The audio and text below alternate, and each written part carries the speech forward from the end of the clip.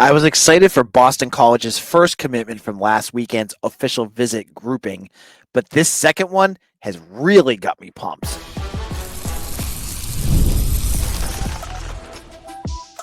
You are Locked On Boston College, your daily podcast on the Boston College Eagles. Part of the Locked On Podcast Network, your team every day.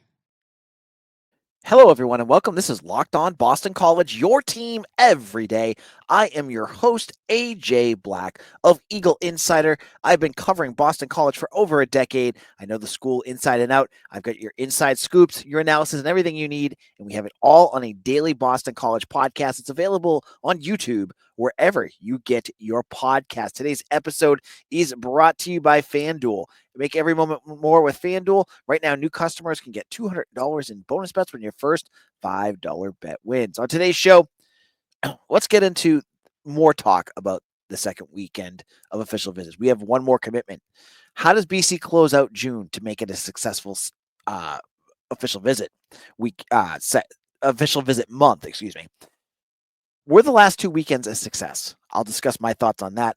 And we're going to get into the big news of the day. Another commitment. Now, BC landed Dejon Green out of Choctaw, Oklahoma on Sunday. This was the first commitment that they landed. We talked about this on yesterday's show. But even bigger news came on Monday at 6 a.m. I love that this kid dropped it. He must have been going to high school in the morning. But Cedric Addison, a 6-foot, 200-pound running back from Peachtree Ridge, Georgia, committed to Boston College and announced it on social media. This commitment, I think, is really big for BC. Rated an 88 on 247. That is a very high 3-star, about as close as you can get to being a 4-star. Addison had a great offer list that was growing and growing. And the reason why it was growing is because he ran a 10.98 100-yard dash. He is fast, but he's got good size too. It's not like you're getting a 5'7" running back that you would get during the Jeff Hafley days. This kid's got some bulk to him too. So you get speed, agility, and power. Love all of that. Addison had offers from Kansas State, who he took an official visit to last weekend, Michigan State, Kansas, Georgia Tech, and there are Duke, and there were other schools as well. So there were a lot of Power 5 programs. Now, if you followed on 247 with me where his recruitment started, this was another one of those kids that when BC offered him, you would have looked at him and go, why is BC offering him? He has no offers. What is BC doing? Does Bill O'Brien even care about recruiting? I've heard it. It was very similar with this kid. And then what happens? He hits the camps, he does his unofficial visits, and he blows up. This is what happens with lots of recruits that BC goes after. They get in. Their talent analysis is excellent. Cedric Addison is another example of that, where they watch the tape. The staff, Savon Huggins, the running backs coach. I'm sure Will Long and Bill O'Brien were part of this as well. Spencer Dickow.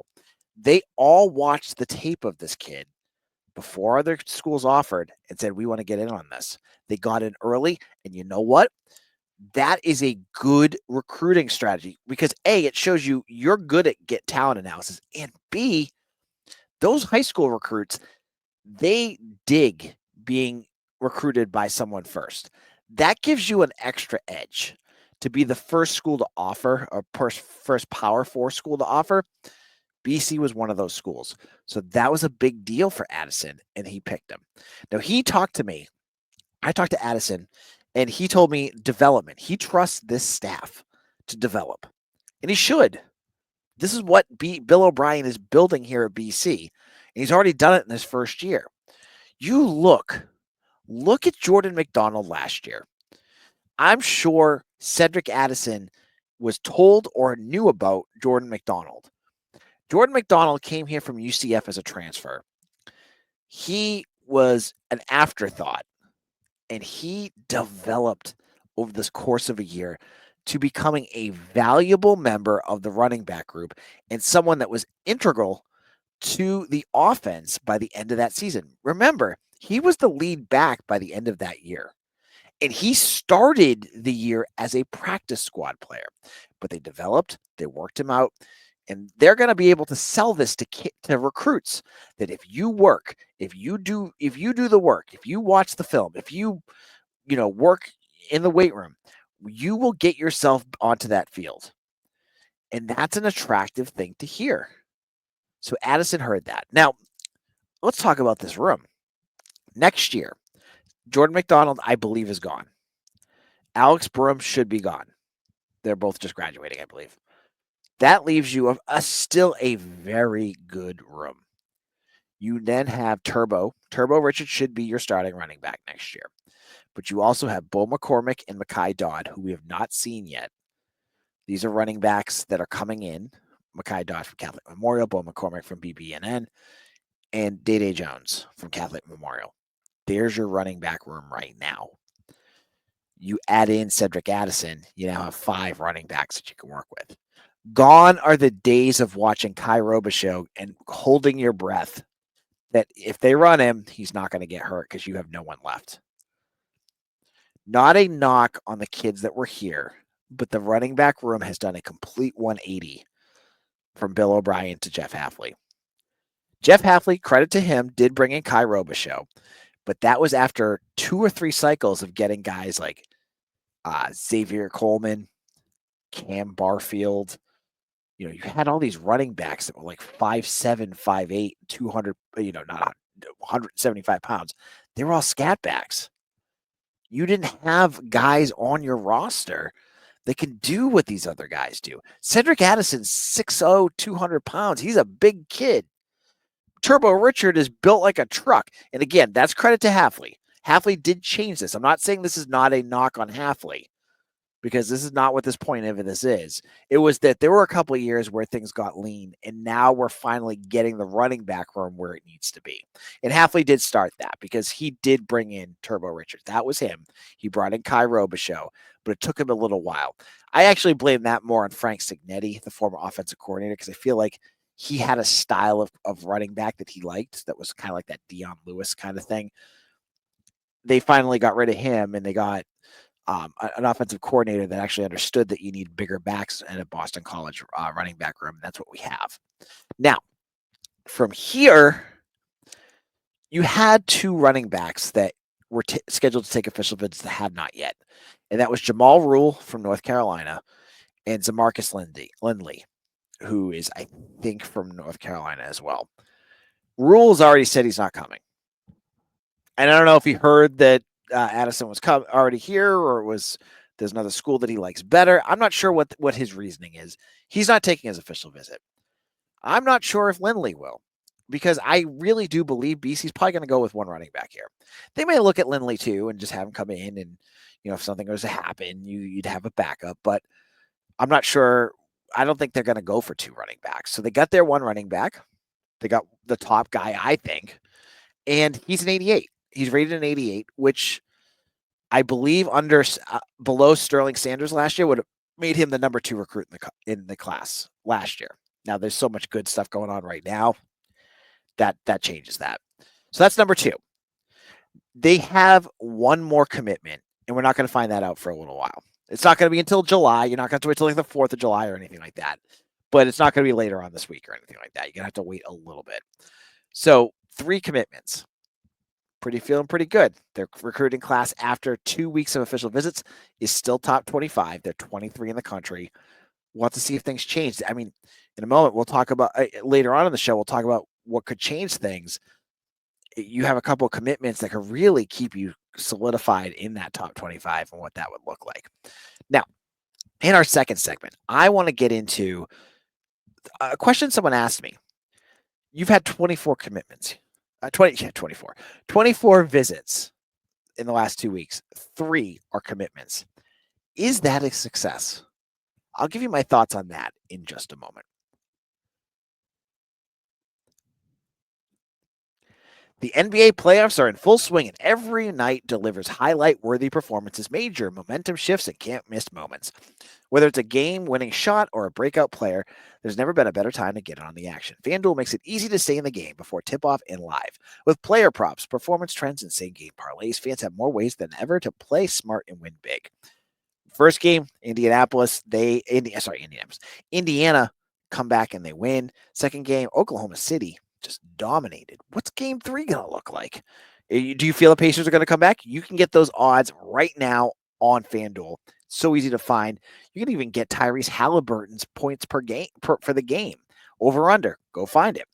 All right, if you're new to FanDuel, it's the perfect time to sign up. Head to FanDuel.com and place your first $5 bet. If it wins, you'll get $200 in bonus bets. Make every moment more with FanDuel, the official sportsbook betting partner of the NBA.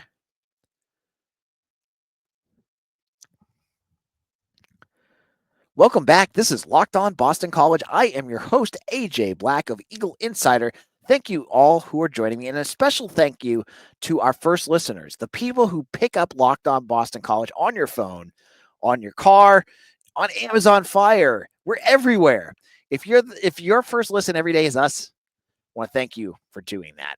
Now, good question came up from, I think it was Frank S. in my YouTube comment section, and I wanted to bring it up because it was a good discussion topic. First weekend, BC had 12 recruits on campus, and they landed absolutely none. This group, they landed 3 out of 12. So that gives you a success rate of 3 out of 24. So the question Frank wanted to know, is that a successful first 2 weeks? And I thought that was a really good question and one to really talk about. And honestly, I would say no, but I'll be frank here. I don't think 3 commitments in the first 2 weeks is successful. And if they had 6, if they had landed 3 the first week and 3 the second, sure, that would have been a more successful first 2 weeks. But that first 0 really, it pulled their batting average down to a point where I can't say it's successful yet. But there's a few factors that I want to talk about that really kind of hedge how I view this. The first, many of the recruits that BC has went after the first couple of weeks have not committed elsewhere. You've had a couple. You just saw Jermaine Polk, a defensive tackle, commit to Rutgers. You just saw Cam Mallory commit to West Virginia. Cortez Rupert, but he's later. So only a couple. And you have to also be a little fair too. 24 recruits here. Some of those guys were committed already. Gerald Green, Dominic Funk. These guys are DJ Bordeaux, the quarterback. They should count too. So let's be a little more fair here. If you got to take those 3 guys out. So now it's 3 out of 21. Still not the greatest, but that's another factor to go in there. The second factor is that this class is different than I think the last 3 that I've covered. Because you look at what Bill O'Brien had last year. I didn't put it into the Wayback Machine, but I put it in my Wayback Machine in between these 2 ears. You looked at what they had to do during official visit season. They had a big class. I think it was 26 or 27 recruits.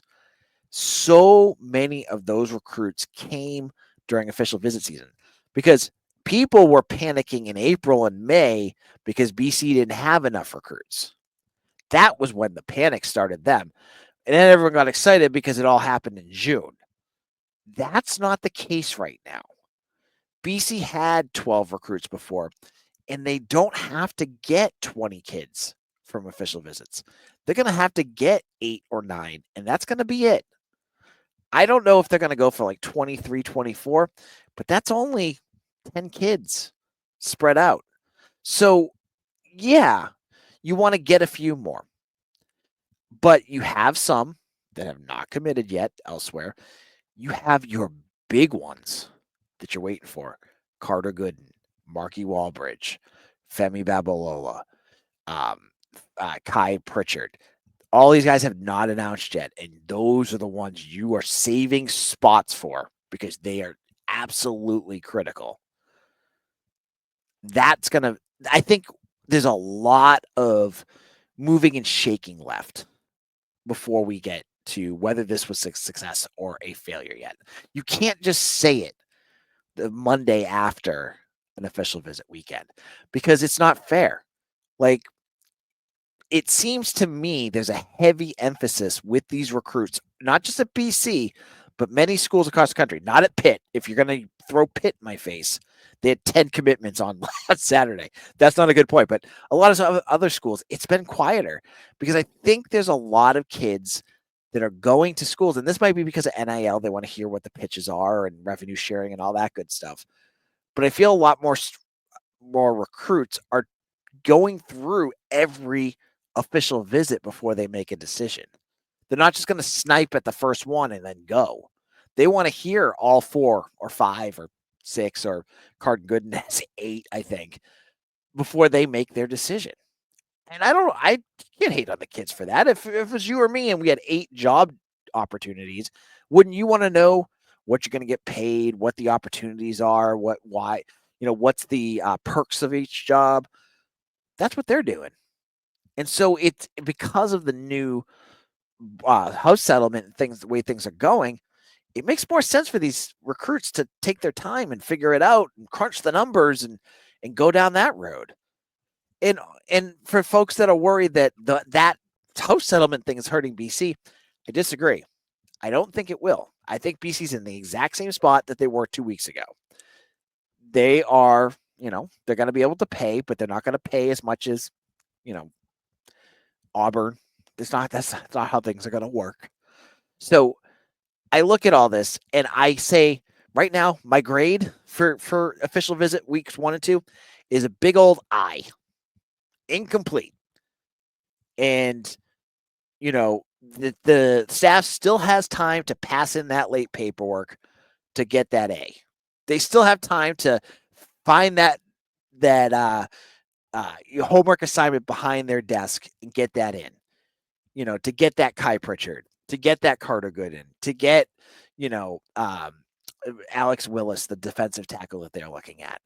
It's still an opportunity for them, but they have to close strong. And in a moment, how about this for a segue? I'm going to tell you how they have to end this month strong. I'm going to give you their bucket list. What does Boston College have to do to get that A? What do they have to do to get this to be a successful end of June? You have your 3 now, but what else do they need to look at? I'll tell you exactly the game plan that they need to have and how they can execute it in just a moment.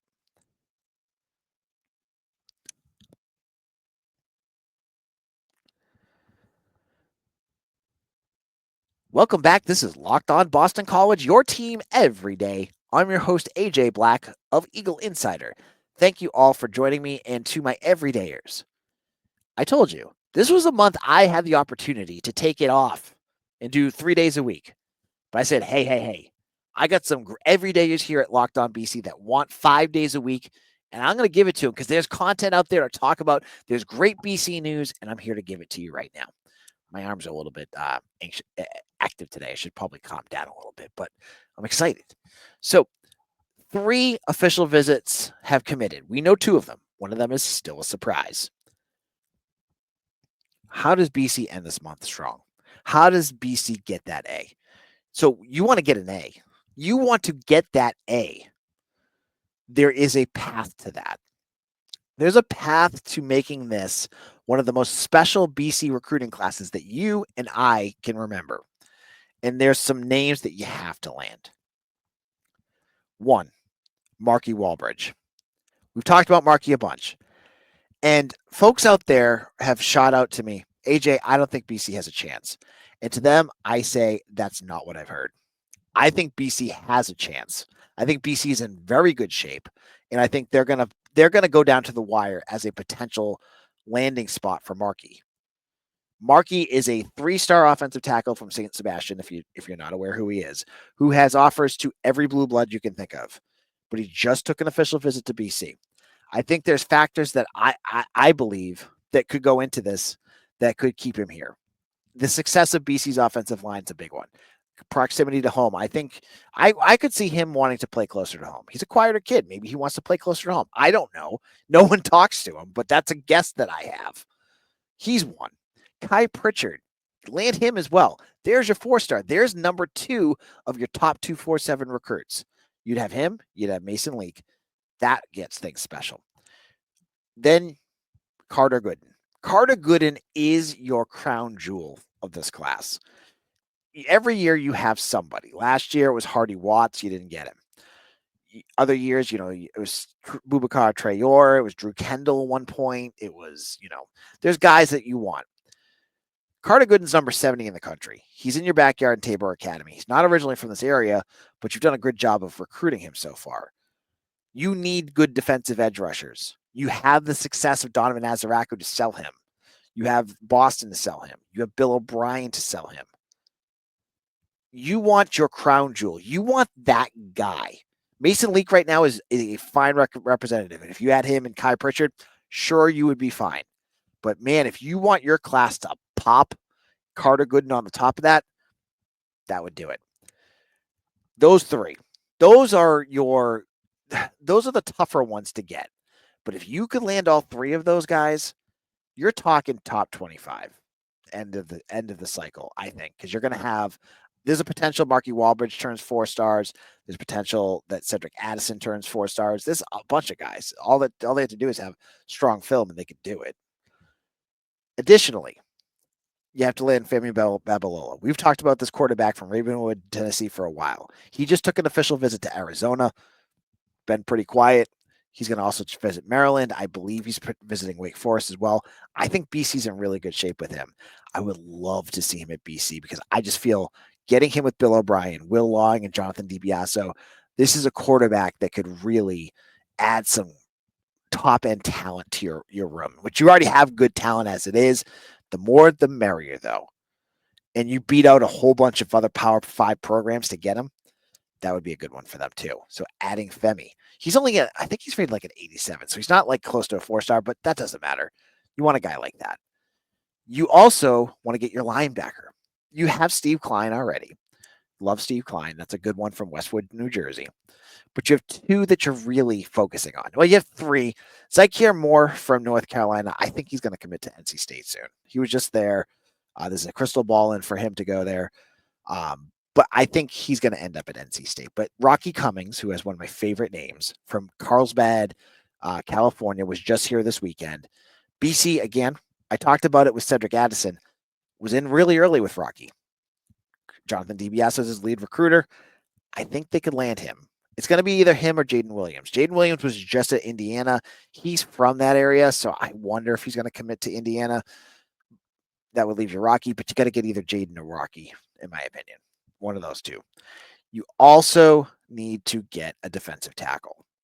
So my gold standard here, I right now, you just lost Cam Mallory, who went to West Virginia. You lost Carmelo Mackenzie, who went to NC State. So a couple of the big ones that you had, Jermaine Polk went to Rutgers. You're off. Your list is starting to shrink a little bit.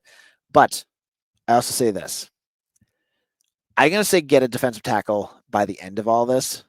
But remember, Sterling Sanders, your 4-star from last year, he wasn't even on your radar. Or maybe he was, but he wasn't on anyone's radar, really, until September. So that could happen again. But I would love to see Alex Willis. That would be the one I think. That's the one I keep looking at for defensive tackle. So you get those guys. You get one more wide receiver, whether it's Santana Carlos or Nyquir Hilton. Those are the 2 that I would love to see. Maybe a third, another wide receiver on top of that, and there's your class. That's it. There may be another defensive back, but those are the groups. That's the positions that you need. That's the positions that you really just need to finish it off, and you're done. You get ready for 2025, you close this class, and boom, you're on to 2026. 2027, excuse me. This is the 2026 class, excuse me. So there you go. That's everything. Signed, sealed, and delivered. That's how you finish your class. That's how you make a special Boston College class and really put Bill O'Brien's stamp on this program. Can you do it? We have 2 more weeks to find out. Thank you all for listening. You can follow me on Twitter at AJBlack247. You You can check me out on Eagle Insider. We're, again, a daily Boston College podcast available on YouTube or wherever you get your podcasts. Make sure you hit that like and subscribe button. It really does help our podcast out. If you haven't done so already, make sure you do that before you leave. Thank you all for listening, and I'll see you all again tomorrow for another episode of Locked On Boston College, your team every day.